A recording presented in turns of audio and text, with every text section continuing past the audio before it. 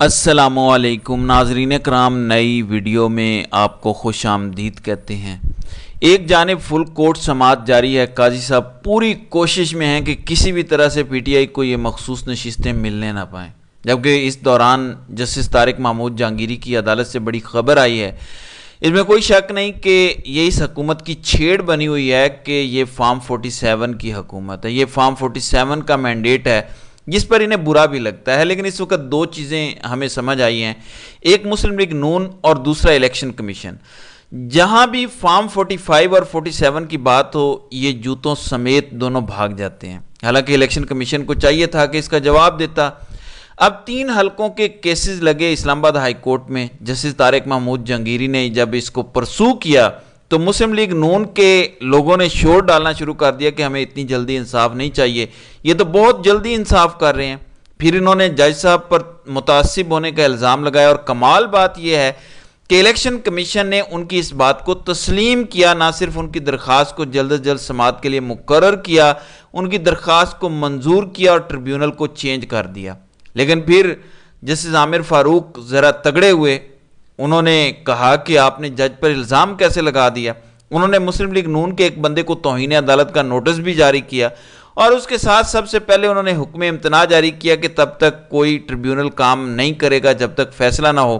پھر اس کے بعد انہوں نے الیکشن کمیشن کے اس فیصلے کو معطل کیا، جس کے بعد جسٹس طارق محمود جہانگیری کا ٹریبیونل ٹیکنیکلی بحال ہو گیا۔ اور جیسے ہی وہ ٹریبیونل بحال ہوا، پاکستان تحریک انصاف نے اسلام آباد ہائی کورٹ سے رجوع کیا۔ شعیب شاہین اور علی بخاری حلقہ 47 اور حلقہ NA 48 میں الیکشن دھاندلی کے معاملات کے حوالے سے عدالت پہنچ گئے، اور انہوں نے اسلام آباد کے ان حلقوں پر الیکشن پٹیشن کو جلد سماعت کے لیے مقرر کرنے کی استدعا کر دی۔ آج الیکشن پٹیشن کے حوالے سے جسٹس طارق محمود جہانگیری کے ٹریبیونل نے سماعت کی۔ الیکشن ٹریبیونل نے ان درخواستوں کو اب جلد سماعت کے لیے منظور کر لیا ہے۔ طارق فضل چودھری اور راجہ خرم نواز کو 8 جولائی کو طلب کیا گیا ہے۔ دونوں مسلم لیگ نون کے ہیں، اور اس کے ساتھ جسٹس طارق محمود جہانگیری نے الیکشن کمیشن کو بھی طلب کر لیا اور کہا ہے کہ حلقہ NA 47 اور 48 اس میں جو مبینہ طور پر دھاندلی ہوئی ہے، اس پر اب فردر سماعت 8 تاریخ کو ہوگی۔ اسی طرح سے ہم نے لاہور میں دیکھا، NA 17 لاہور علیم خان کا جو حلقہ ہے، اس پر الیکشن پٹیشن پر سماعت جو ہے وہ 28 جولائی تک ٹریبیونل میں ملتوی ہو گئی ہے۔ اس کے علاوہ مریم نواز والے حلقے پر درخواست ہی مسترد ہوئی، اور سماعت اب 25 جولائی پر چلی گئی ہے۔ اب 6 دن بعد جسٹس طارق محمود جہانگیری اس کیس کی سماعت کرنے جا رہے ہیں۔ دوسری جانب اسلام آباد ہائی کورٹ میں آج تگڑا بینچ بیٹھنے جا رہا ہے۔ جسٹس محسن اختر کیانی اس کو لیڈ کر رہے ہیں، اور آپ جانتے ہیں کہ جسٹس بابر ستار اور ان کی فیملی کی ذاتی معلومات لیک کرنے، ان کے خلاف بدنیتی پر مبنی سوشل میڈیا مہم کے خلاف توہین عدالت کے کیس کی سماعت ہے۔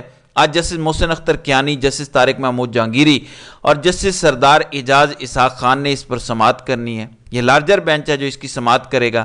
اس پر اس سے پہلے بھی ان کے تگڑے ریمارکس آ چکے ہیں، اور ہوپ فلی وہ اس پر انتہائی تگڑا فیصلہ جاری کریں گے۔ دوسری جانب فل کورٹ ہے، فل کورٹ سے کیا نتیجہ برآمد ہوتا ہے، اس وقت سماعت جاری ہے۔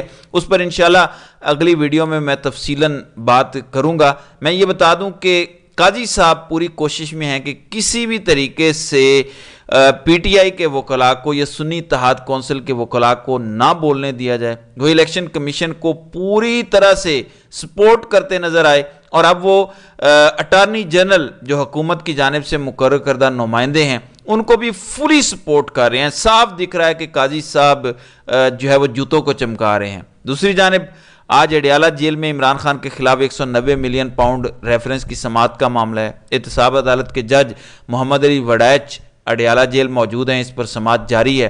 پھر عمران خان اور بشرا بی بی کا عدت میں نکاح والا معاملہ تھا۔ ایک تو سلمان اکرم راجہ نے آج اپنے دلائل دی، اور انہوں نے بتایا کہ فراڈ کیا ہوتا ہے یا باقی چیزیں کیا ہوتی ہیں۔ پھر انہوں نے کہا کہ نکاح سے یہ بھی ثابت نہیں ہوتا کہ عدت پوری نہیں ہوئی تھی، یہ کہانی گڑی گئی ہے۔ پھر انہوں نے کہا کہ اگر خاور مانیکا کو ایک دن پتہ چل گیا تھا کہ نکاح ہو گیا ہے، تو وہ اتنے سال خاموش کیوں بیٹھا رہا۔ اس کے بعد خاور مانیکا کے وکیل نے اٹھ کر کہا کہ میں کل اور پرسوں اویلیبل نہیں ہوں، اس لیے آپ اس کیس کی سماعت 5 تاریخ کو رکھ لیں۔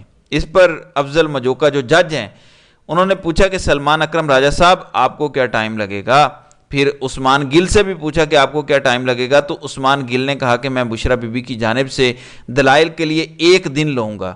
اب ایڈیشنل سیشن جج نے کہا کہ میں نے 8 جولائی کو ہر صورت یہ کیس ختم کرنا ہے، تو خبر مانیکا کے وکیل کو 4 جولائی یا 8 جولائی میں سے کسی ایک دن دلائل مکمل کرنے کی انہوں نے ہدایت کر دی ہے، چونکہ یہ مرکزی اپیل ہے اور مرکزی اپیل پر اسلام آباد ہائی کورٹ کی ڈائریکشن یہ ہے کہ آپ نے 10 جولائی تک فیصلہ دینا ہے۔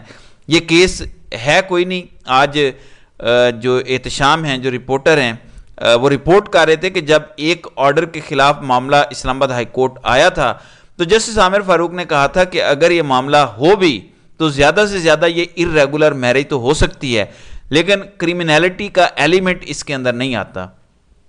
چلیں دیکھ لیتے ہیں کہ عدت کیس پر کیا فیصلہ آتا ہے، لیکن عدالت نے اب کہا ہے افضل مجوکا نے کہ میری بھی ذاتی مصروفیات ہیں، کل ہی سماعت رکھیں گے، تو عدالت نے فی الحال کیس کی سماعت کل 11 بجے تک ملتوی کر دی ہے، جس کا مطلب یہ ہے کہ عدالت فی الحال اس معاملے کو ٹائملی مکمل کرنا چاہتی ہے۔ دوسری جانب چیف جسٹس قاضی فائز عیسیٰ لاہور ہائی کورٹ میں ایک نیا کھیل رچانے جا رہے ہیں۔ قاضی صاحب نے اپنا ہر اصول توڑا ہے۔ مثال کے طور پر جسٹس عمر عطا بندیال کو وہ خط لکھا کرتے تھے، میڈیا کو خط لکھا کرتے تھے کہ سینیورٹی کی بیسس پر ججز کی اپوائنٹمنٹ ہونی چاہیے۔ بالکل ٹھیک ہے حضور، آپ نے سینیورٹی پر کتنی اپوائنٹمنٹس کی ہیں؟ اس سوال کا جواب ان سے لیا جانا چاہیے۔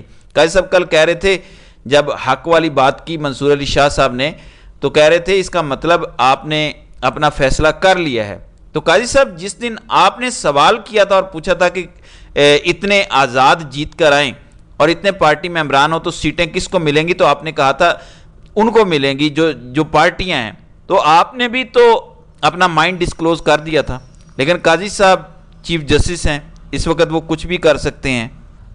اب لاہور ہائی کورٹ میں آج چیف جسٹس کا تقرر ہونا ہے اور وہاں پہ جوڈیشل کمیشن کا اجلاس انہوں نے طلب کر رکھا ہے کہ chief justice Lahore high court کون ہوگا۔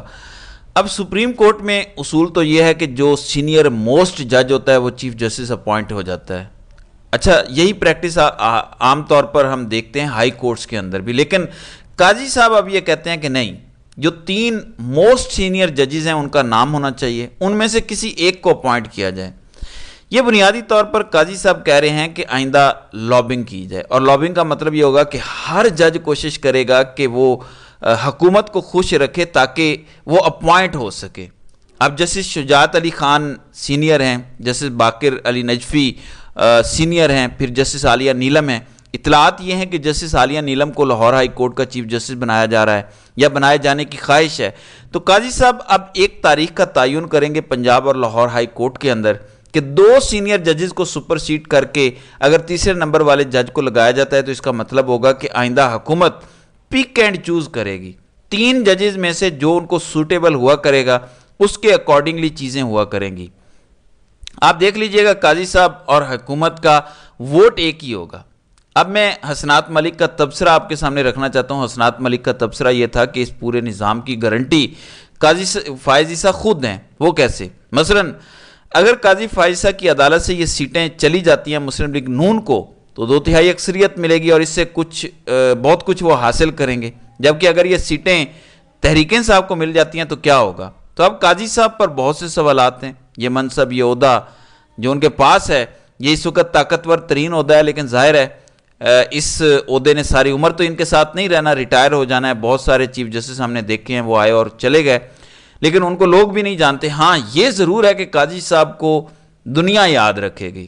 قاضی صاحب میرے خیال میں وہ واحد شخص ہوں گے، واحد چیف جسٹس ہوں گے، واحد پرسنالٹی ہوں گے جو اپنے منصب پر بیٹھے ہوئے بھی اپنے اصولوں کو اپنے ہاتھوں سے توڑ رہے ہیں۔